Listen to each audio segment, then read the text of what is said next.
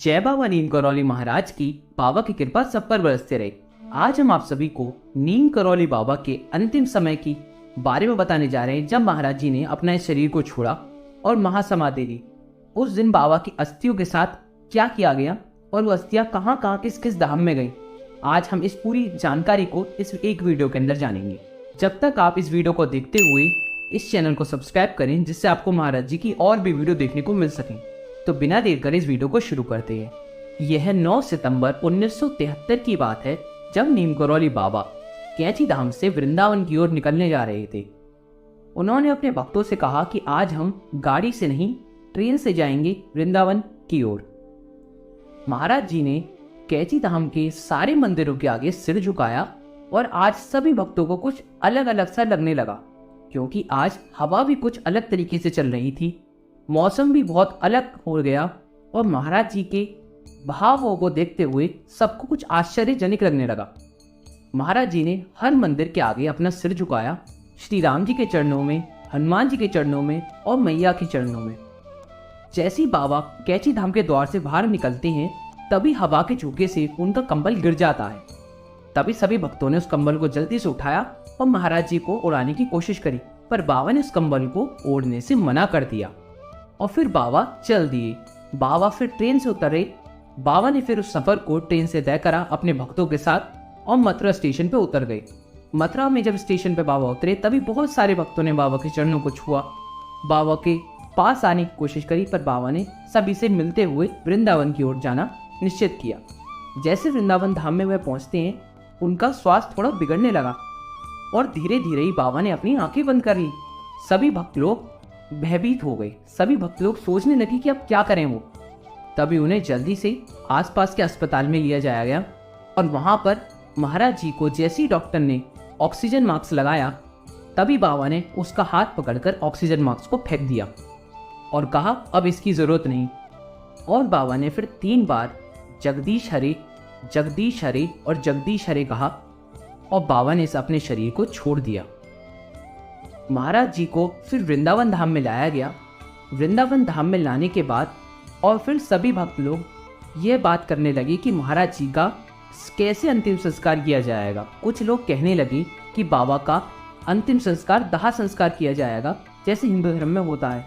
कुछ लोगों का कहना था बाबा का अंतिम संस्कार उनको जमीन में दफनाकर उस पर समाधि बनाकर उनका मंदिर बनाकर किया जाए, जिससे भक्त लोग अपनी बाबा के पास आकर अपनी मनोकामना मांग सके। कुछ लोगों का कहना था कि इनको जल समाधि दी जाए, परंतु वहां पर वृंदावन में एक पागल बाबा थे। उन्होंने कहा कि इनका अंतिम संस्कार दाह संस्कार किया जाएगा, जैसे हिंदू धर्म में किया जाता है। वही बात निश्चित हुई और उसके बाद और महाराज जी के दाह संस्कार की तैयारी करी जानी शुरू हो गई। महाराज जी के अंतिम समय में बहुत लोगों का, भक्तों का जमावड़ा इकट्ठा हो गया। बहुत दूर दूर से भक्त लोग महाराज जी की तरफ आने लग गए, यानी महाराज जी की अंतिम यात्रा में शामिल होने के लिए भक्त लोग बहुत ज़्यादा मात्रा में आने लगे। इसी जगह पर श्री सिद्धि माँ को बहुत ज़्यादा देर हो गई आने में। तभी सभी लोगों ने कहा कि महाराज जी का अंतिम संस्कार करा जाना शुरू करा जाए। तभी एक ऐसा तूफान आया जो किसी ने नहीं देखा होगा।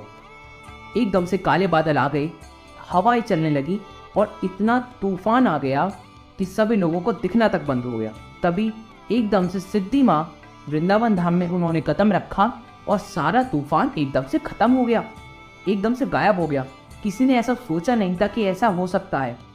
तब श्री सिद्धि माँ आई और सबसे पहले नीम करौली बाबा के प्रिय भक्त पूर्णानंद तिवारी ने कंधा लगाया। जैसे कि नीम करौली बाबा ने उनसे कहा था कि मेरी अर्थी को सबसे पहले पूर्णानंद तिवारी ही कंधा देगा, और बाबा के सबसे प्रिय भक्त ने सबसे पहले कंधा लगाया उनकी अर्थी को, और महाराज जी को एक वाहन में बैठाकर पूरे वृंदावन में घुमाया गया, जिसमें सभी भक्त लोग अपने अपने घरों से ऊपर से फूलों की वर्षा करने लगे।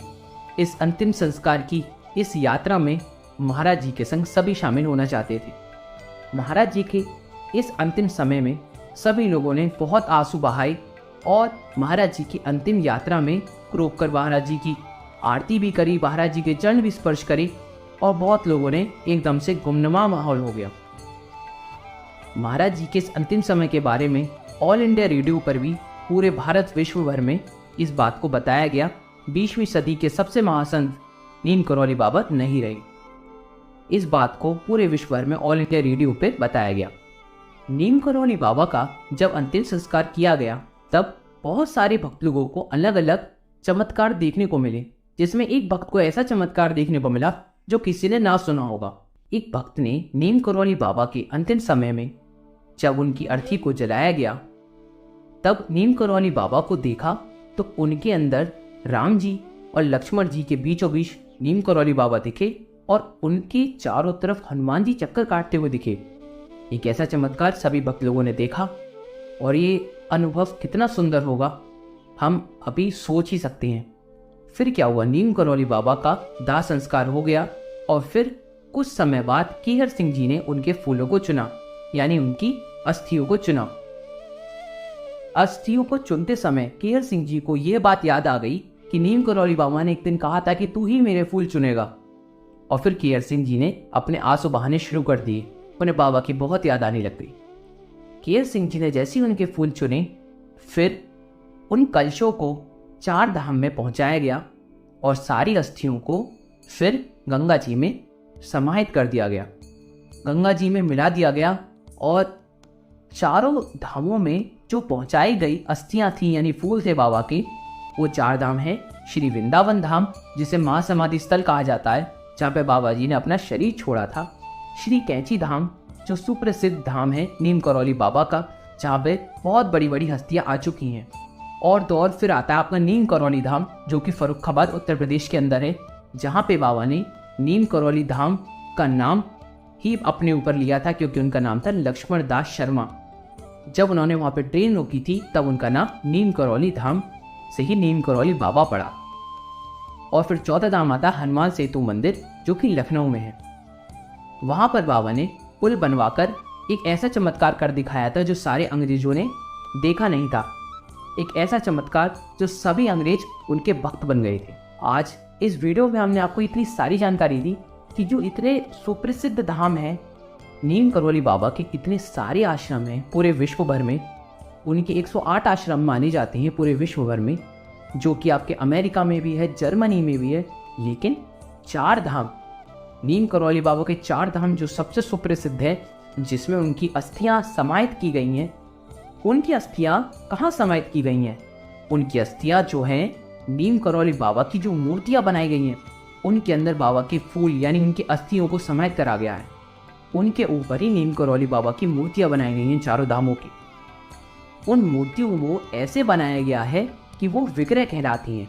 यानी कभी भी आप अपने आंख बंद करके महाराज जी से कुछ भी प्रार्थना करेंगे, उस धाम में जाकर, इन चारों धामों में जाकर आपको उन मूर्तियों का रंग बदलता हुआ दिखेगा, उन मूर्तियों का रूप बदलता हुआ दिखेगा। उन मूर्तियों में ऐसी चमत्कारी शक्तियां हैं क्योंकि उनमें बाबा जी का कण उपस्थित है। महाराज जी उसमें खुद उपस्थित हैं क्योंकि उनकी अस्थियों के ऊपर ही वह मूर्ति बनी हुई है और वह मूर्ति नहीं श्री नीम करौली बाबा ही है। क्योंकि ऐसे ऐसे चमत्कार हुए उन विग्रहों को देखते हुए, कभी उनका साइज बड़ा हो जाता है, कभी उनका साइज छोटा हो जाता है। और तो और भक्त लोगों को कभी उनमें हनुमान जी दिखाई देते हैं, कभी उनमें श्री राम जी और शिव जी भी दिखाई दे चुके हैं। तो ऐसे बड़े बड़े चमत्कार सभी भक्तों के संग अक्सर होते रहते हैं। और एक चमत्कार था, आपको मैंने बताया भी था कि उनमें से उनका कंबल भी एक दिन गायब हो गया। एक भक्त ने कैची धाम के अंदर एक कंबल उड़ाया था बाबा को और वह कंबल अगले ही दोपहर में 12 बजे करीब वह कंबल बदल गया दूसरे कंबल में। और सभी भक्त लोग हैरान रह गए कि ये कंबल आज कैसे बदल गया, क्योंकि अभी तक तो कोई भक्त आया नहीं था जिसने कंबल बाबा के ऊपर चढ़ाया हो, और हमने जो श्रृंगार करा था वह कंबल तो कोई और था। तो ऐसे चमत्कार अक्सर होते रहते हैं बाबा के धामों में। तो आज की वीडियो में बस इतना ही। आपको मैंने सबसे मुख्य धाम बताए हैं जहाँ पर आप सभी लोग जा सकते हैं। अगर आपको इसके जाने की यानी रास्ते संबंधी जानकारी चाहिए तो आप इस वीडियो को देख लीजिएगा, ये आपको मैंने दे दी है। आप इस वीडियो को देखिएगा और आपको सारी जानकारी मिल जाएगी इन धामों के जाने के ऊपर, किस रास्ते से जाएं, कहाँ से जाएं, सारी जानकारी आपको मिल जाएगी। वह 4 धाम है, श्री वृंदावन धाम जिसे हम महासमाधि स्थल कहते हैं, श्री कैंची धाम जो सुप्रसिद्ध धाम है, और तो और आपका नीम करौली धाम फर्रुखाबाद जो कि उत्तर प्रदेश में है, और आपका लखनऊ में हनुमान सेतु मंदिर। ये आपके 4 धाम हैं। आप इनके चित्र भी देख सकते हैं कि आपकी स्क्रीन पर देखे जा रहे हैं, और आपको यहाँ से ही आप इनके दर्शन कर सकते हैं। तो आज की वीडियो में बस इतना ही। फिर मिलते हैं किसी और नए किस्से के साथ। जब तक के लिए जय बाबा नीम करौली महाराज की। बाबा की कृपा सब पर बरसती रहे।